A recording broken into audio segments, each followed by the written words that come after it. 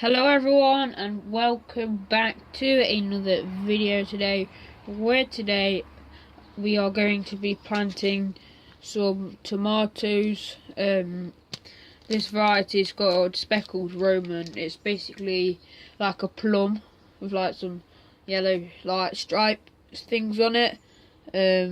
So yeah, it's my first time ever growing this one. I have planted some more just like a week ago. This is my second batch, so this is the first year of me growing them, and I'm going to be planting them in. I'm going to be planting 12 today in two parts of these window sill seed things. So let's just put two on the side, and we'll put that in the kitchen in a moment. So here we go, just two of those, so I'll bring you guys in a bit. There we go. So what I'm going to do is get a sieve. I don't have a very fine I don't have a big hole, a bigger hole metal one, because I do want something like this to go through in smaller chunks, because that holds quite a bit of water. So I'm just going to get some compost, chuck it on there.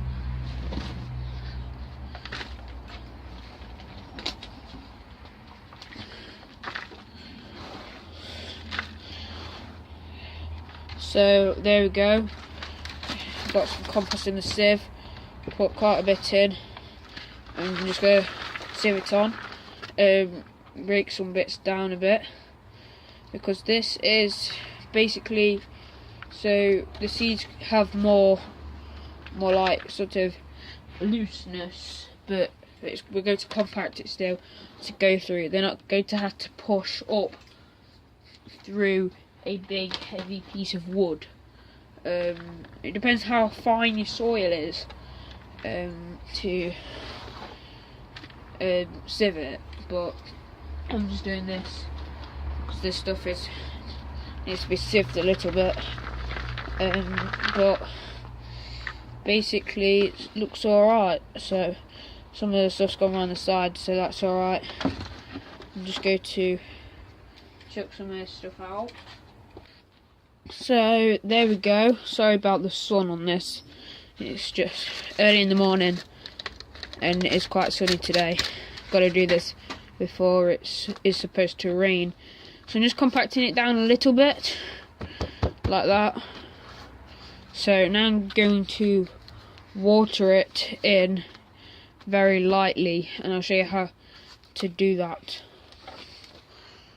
So I have my hose here. I'm just going to get it on that setting there, and I'm not going to keep it over it like that. I'm going to run it across, stops it from washing out. So as you can see, the water sits on it for about 2 minutes, and then just keep on doing it until, for like 2 or 3 times, until that you know that water has soaked right through it. So in the meantime, I'm going to do the other one, and I'll be right back with you guys in 1 second. Right then, so now that is well watered in, we're going to plant the seeds.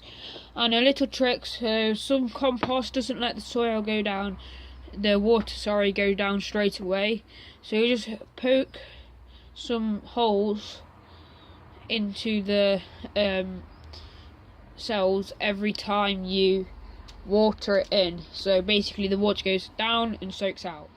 So sometimes you have to do that, sometimes you don't. So I'm just going to get my pencil and go about that deep with it. So as you can see, tell about the size of a normal pencil sharpener, how high it's sharpened. So that's how deep I'm planting. So it gives more for it to grow up and to get sturdier. So yeah, it's good to help it a little bit, but don't like water after this too much, because otherwise they'll be grown and they might get cold or they might get too warm and they'll rot, basically, as the seedlings are trying to emerge. So if I can get some seeds out of this, so I've got a few there. So as you can see, my seeds are quite tiny. So just how you normally would plant them. I'm doing 2 per cell. Don't matter if you put 1 too many in. Better 1 too many than 1 too less. You might say, well, you're sort of wasting a seed sometimes. I've got some left there, so I might do 3 per cell. There's about 6 per cell there, so it doesn't matter, just thin them out as long as they don't overcrowd each other very fast. So I'm just going to put some very fine soil in the hole. So yeah, you might say, well, that's wasting the seed, but it's always best to do that if you have the quantity of seed. If you're getting like a new variety from like a seed company, then obviously they'll only give you 10 seeds sometimes, especially with like Sun Gold or Sweet Aperitif, or any other varieties. They might only give you 10 seeds, so you might want to do 1 per cell, because then you've got the chance to wait and you can save the seeds that year. But I've got 50 seeds here, so that's alright. So that is it. I'm just going to do one more 2 or 3 sways over with the water on that, and then put it in the propagator thing and put it in the kitchen until when you see them start to sprout. Put them in like a heated greenhouse or somewhere else that's not as warm as the kitchen. The kitchen's a good idea because it gets quite cold at night, sometimes because of the tiles, and it gets quite humid with the cooking, so that's very good. So make sure you have a propagator lid. You can move them into a normal greenhouse, but just make sure you have a propagator lid over the top of them, or some sort of thing to make it condensate and warm up, because otherwise it's not going to be very good for the seeds. So it's basically like a greenhouse in a greenhouse. Don't just put it outside with a propagator lid, so I did that many years ago, and they came up and they just froze, and it wasn't good. So yeah, thank you for watching. I know I haven't uploaded in a while, just because I've been busy and it's been winter sort of, so now the growing season is here. We're going to be doing lots more videos. So yeah, thank you very much for watching, and I guess I'll see you guys all in the next one. Bye bye everybody.